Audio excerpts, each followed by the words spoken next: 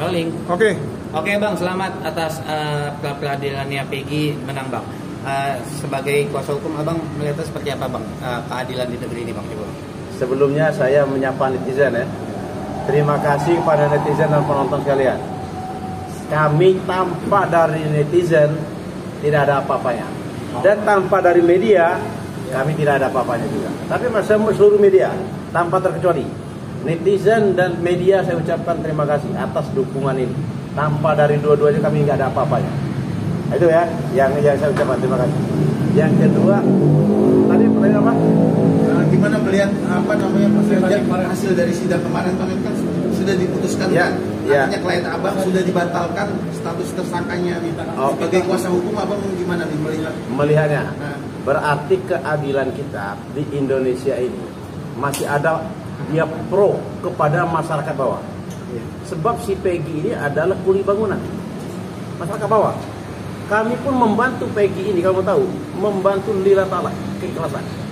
Karena saya ngelihat dari sini ini tidak ada keadilan. Tidak ada keadilan. Mungkin masih ada jiwa di tentara yang tertanam. Bertakwa pada Tuhan Maha Esa serta membela kejujuran, kebenaran dan keadilan. Itu jelas di Sabta Marga. Nah, di sini aku terapkan pada diri. Ini tidak ada keadilan, tidak ada kejujuran. Ini tidak ada kebenaran, makanya saya berjuang dalam perkara ini. Kemarin pernah saya mengatakan 99%, iya kan?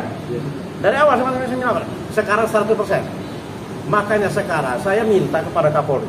Harapan saya tetap meminta kepada Kapolri copot itu Kapolda Jawa Barat, copot itu dari Krimum, bukti tanggung jawab dari mereka. Karena apa? Mereka sendiri tidak mau menerima masukan dari saya.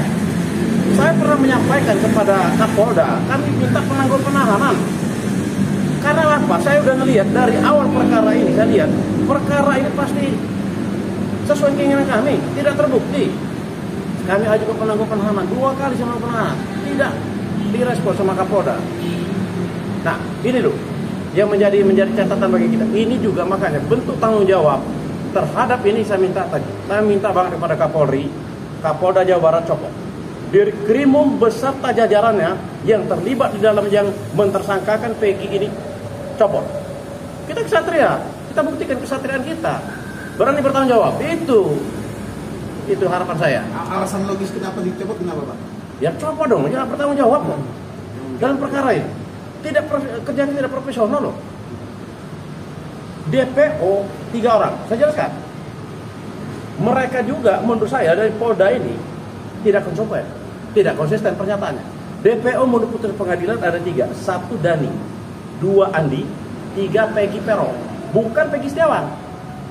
Nah, waktu jumpa pers ini mereka mengatakan Dani sama si Andi fiktif. Sementara di dalam putusan pengadilan si Andi sama Dani lah yang melakukan pemerkosaan, yang melakukan penyebab kematian Eki itu salah satunya adalah pukulan si Dani menurut otopsi loh. Di sini benturan sini loh, kok fiktif. Nah, kemarin waktu kami melakukan permohonan gugatan pra peradilan dijawab sama dari Polda, dikatakan ada 3 orang yang DPO. Loh, yang mana? Kan ini membingungkan masyarakat. Ada 3 fiktif, ada lagi. Ya makanya kalau saya dari awal sidang saya udah mengatakan saya nggak mau mendahului kuasa Allah 100%, tapi 99 kan nyatanya benar. Itu loh. Nah, ini juga perlu sampaikan di sini kepada masyarakat. Ini koreksi buat jajaran Polda yang lain juga. Saya jujur, saya bilang kalau institusi Polri bagus, saya akun bagus. Pimpinan Polri Pak Listio Sigit bagus. Kabar Reskrimnya Pak Wahyu Widada bagus. Dan di Polda Jawa Barat juga bagus kok. Cuma segelintir aja kok. Pemimpinnya diganti, aku bilang. Bertanggung jawab. Jangan sampai maksud saya ada anggota yang lain bagus karena dengan adanya seperti ini membuat ini juga. Dan makanya satria dong, mundur. Kalau daripada dicopot mending mundur aja. Kecuali kalau saya nggak sampai segini kalau seandainya dulu kami mengajukan penangguhan penahanan. Kapolda mengiyakan.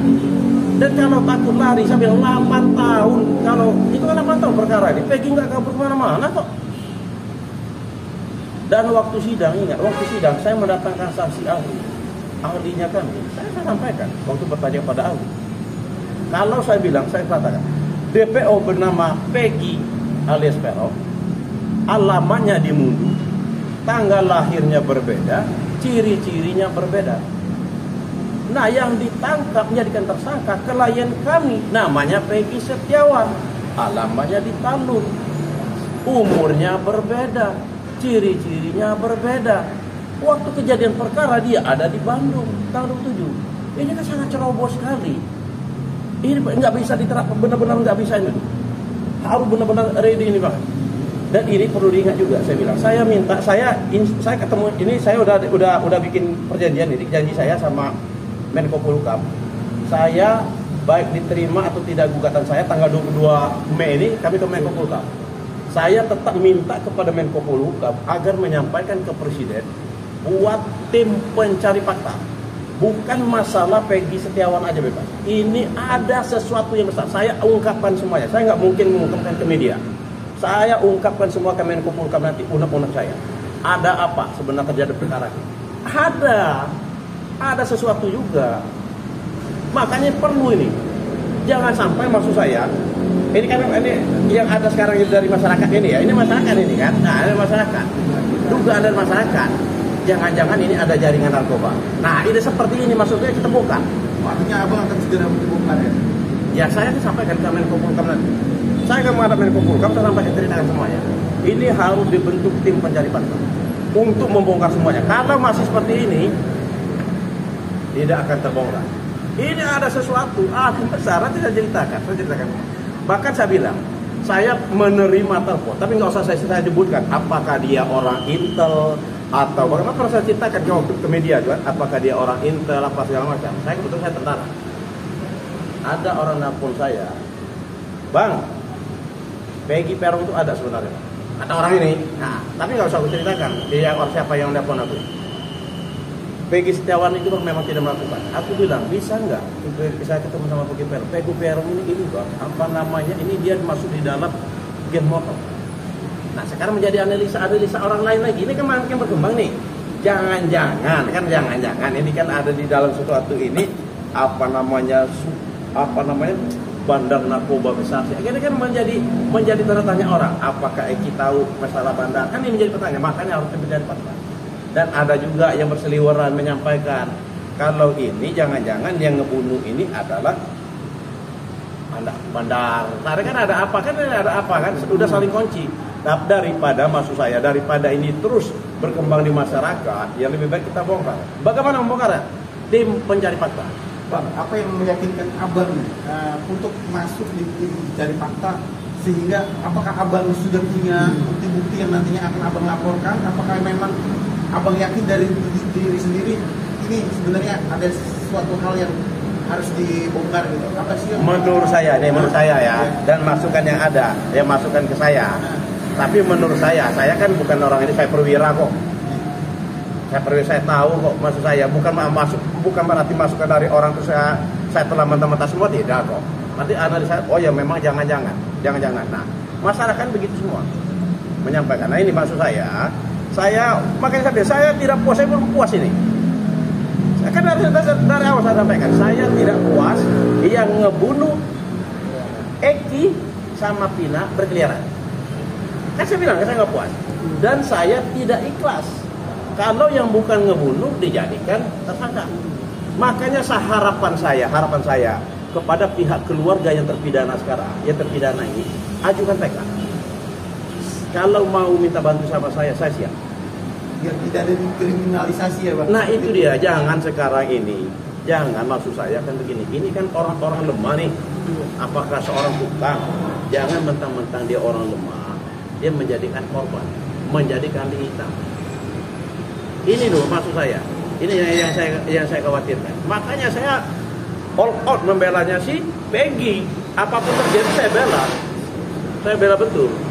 Gitu loh. Bang, ini masyarakat nih, netizen juga pengen tahu nih, kira-kira kapan Peggy Setiawan ini dibebaskan dari tahanan Bang? Sudah bebas Ya? Semalam ya. Nah, saya ceritain dulu.